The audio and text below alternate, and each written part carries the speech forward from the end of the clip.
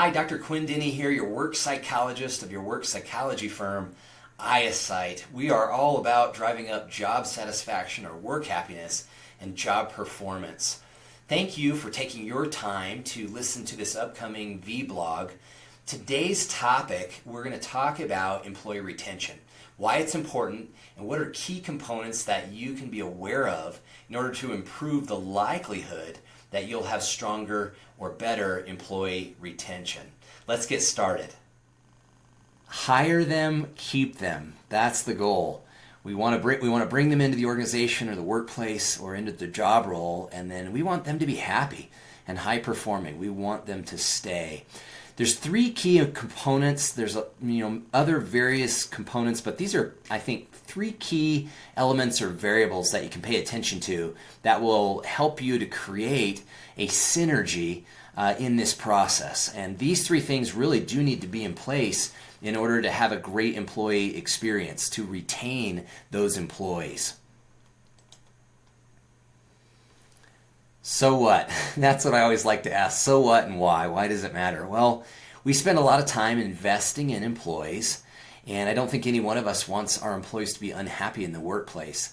So it's really important to make sure that we're hiring accurately, because we spend a lot of time, a lot of psychological effort, and a lot of money in acquiring the right kind of talent for our organizations. And we want to see a return on that talent. It's so important to get a good return on the talent that we're hiring. So that's why employee retention matters. And when we have somebody who's very skilled or been with us leave, we lose a lot of that native knowledge. We lose a lot of that knowledge that's part of the organization. We lose a lot of their influence and the potential of their future performance. So it can be very expensive to hire, and it can also be very expensive to lose an employee that's been with us. That said, there's three major components that we need to exercise in order to increase the likelihood of being able to retain employees. So one of these is talent acquisition. That is simply the way we hire. So we need to follow a methodology. I find that most organizations have more of an organic process, meaning they're going based on what they believe has been successful in the past and what has not been successful based on how people worked out or how things turned out. The problem with this is if we don't create a definitive process that's centered around the role and knowing our organization and some good methodology for measuring that, and we run the same play or don't run the same play every time with every candidate, we're basically kind of defying what would actually create a great process. So think of talent acquisition or hiring like a scientific process. That's the way I think of it. It's an experiment. And in any good scientific experiment, if we're going to measure the impact of something, we need to be able to control the environment. Because if we have a lot of things changing, makes it very difficult to know what's correlated or causes what. And so it's important to define a process that we run the same with every candidate and to stick to that play. Otherwise, if we're doing every interview or every process differently, more subjectively, then we're going to have difficulty, because what we're doing is we're actually drawing out characteristics or interactions with each candidate that are really not comparative. Meaning if I ask a different question to a different candidate, I'm potentially drawing out something else that I could have drawn out in the other candidate as well. So how do I compare those when I actually didn't draw that out in both candidates? I hope that makes sense. Now, the common question or the common response here is, hey, I am good read of people. I get a gut feeling. Well, what science will show is that a lot of times our gut feelings are not really objective. They're not really something that we should heavily rely on. Now, I don't like to discount gut feelings entirely. This is what I believe as a psychologist is happening cognitively. When we get those deep gut feelings, we're recognizing some kind of pattern on a subconscious level that our brain says, hey, something similar here. I've been here before and I don't have a good feeling about this. And so what's so important with gut feelings is not to give them immediate credence. So they're not immediately valid. What we need to do is take the time to slow down on those gut feelings and really investigate what was it about that interaction, or what was it about, qualities or characteristics of a person that would cause us to have concern? Is there something there legitimate that we can measure or validate by behavior, by something that happened that actually the science shows correlates with poor job performance or predictive of not sticking around with the organization a long time? So have the gut feelings, but make sure to check them. Treat them a little bit more objectively as well. So that is talent acquisition. We need a good methodical process that's not ad hoc or chaotic in order to be able to control the environment and measure for great performance. We should be scoring candidates, and that should contain a myriad of factors like personality, work history, interaction in interviews, all kinds of different things that we can be working on to create an actual score for candidates. And again, we always want to take the greatest care of candidates, because if it's a good fit for the person in the job, the person in the leader, and the person in the organization, things are likely to work out well. Now, that said, we can hire a star job candidate, somebody who's great for the position. If we don't have these other two elements that are indicative of a great environment that would help improve job happiness and job satisfaction and make for a place that's great to work at, we're likely to lose that star player. So one of two things can be playing out here. We're making a poor hire. We didn't find a good fit, which is not good for the job candidate. It's not good for us. Or maybe we made a good hire, but we've got a poor environment. So we need a quality performance management system. If you've not heard that term, it's simply a term that means we need to have policies and procedures in place that science shows would create a great environment, would drive down chaos or confusion or ambiguity, where we're actually measuring job performance. And here's a little tip. Science will show that doing an annual review only is not a great way to do reviews. It's just simply not enough feedback and not enough reviews during the time period. So you want to have at least two. At ISite, we like to do semi-annual because of the pace we run at, and that seems to work well.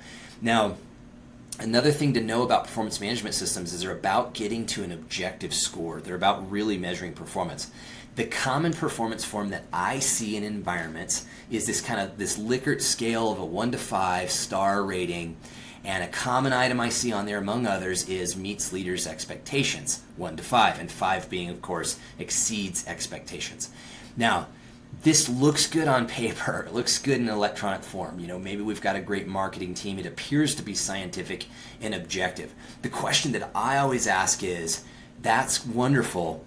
What do we have documented or visible to employees that lists specifically certain behaviors that have to be performed at certain frequencies, certain ways that are observable and countable, that we can actually count them, and the employees know definitively, I have to do this often, and it looks this way, and it's measurable like this in order to get this score. So what we need to do is we've got to go next level. We need to move beyond these simple Likert scales into components or competencies of behaviors we can measure that we can actually score to give a total performance score. So we can help you design that kind of thing if you're interested in that. But it's about getting to a fair environment, an objective environment, where what we're measuring really relates to interaction with team, performance of the role, those kinds of things. It's super important. And then, of course, probably no big surprise, is leadership.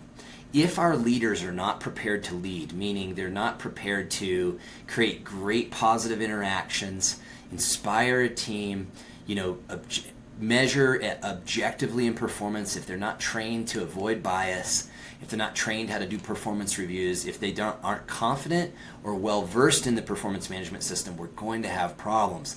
The research will show that leaders are highly predictive of whether someone will A, perform well on the job, and B, actually stay. And this is why you see a lot of times in mergers and acquisitions or leadership changes, if a leader comes in who's not competent in these areas, we're going to see a lot of turnover.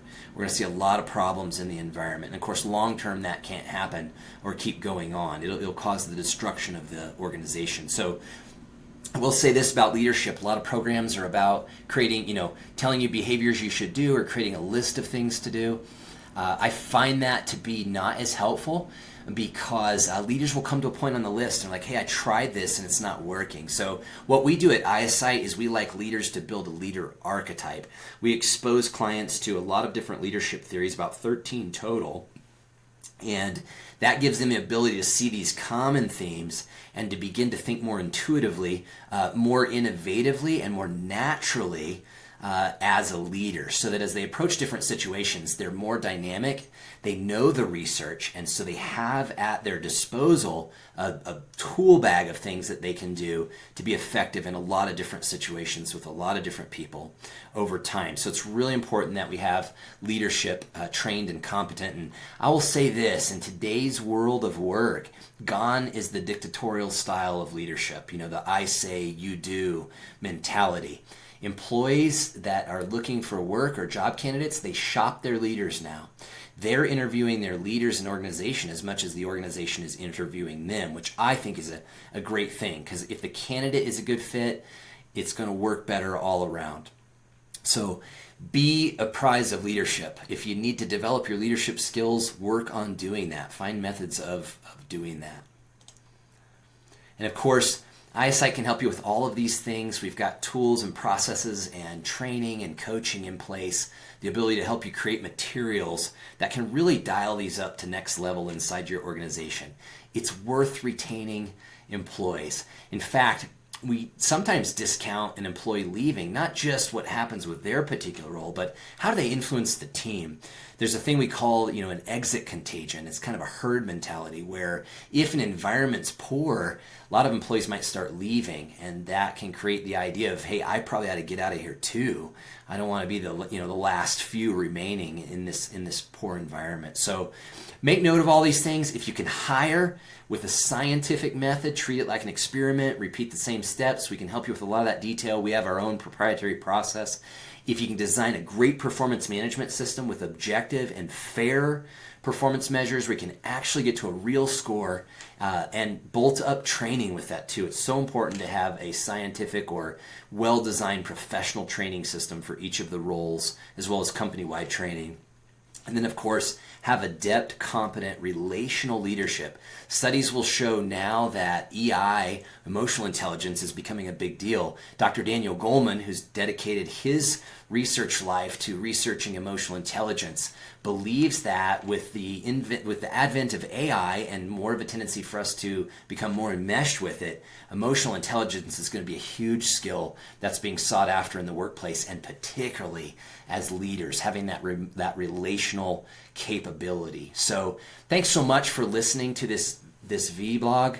We really appreciate your time. We hope it has encouraged you and provided some extra value out there to you in your workplace. And as always, we're cheering you on out there. Take care.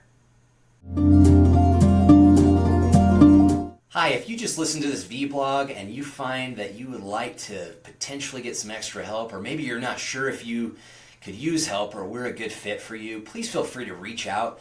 We are not a pressureful team. We're all about inspiring and helping. It's our passion.